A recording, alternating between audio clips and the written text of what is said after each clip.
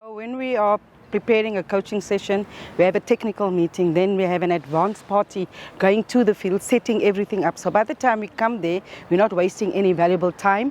We start almost immediately with the session because everything has been set up.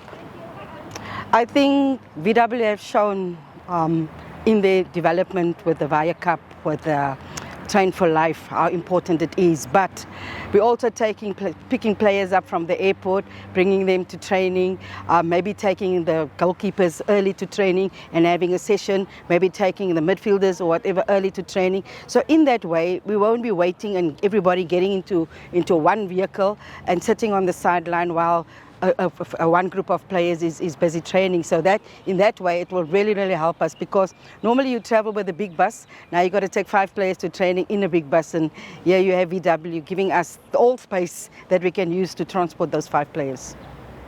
I think women's football, or let's say the national teams, have really put themselves out there and raised the profile of women's football.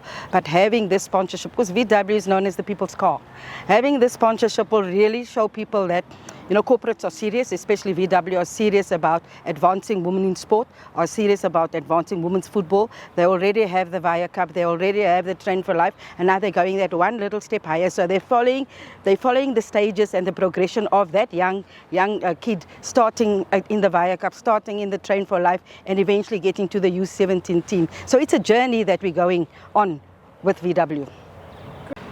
I think long term is obviously to get players to camp earlier, to make sure that we have everybody available. So if we have all the amount of VW vehicles that we have, we can go to different spots and different places to pick people up, to make sure that everybody is in camp on time, because that is sometimes a challenge, you know, where players having to take Ubers to get to training. And hopefully in the not too distant future we could have VW dropping them off at home instead of them having to call someone to pick them up or having to get to Uber to pick them up. Volkswagen.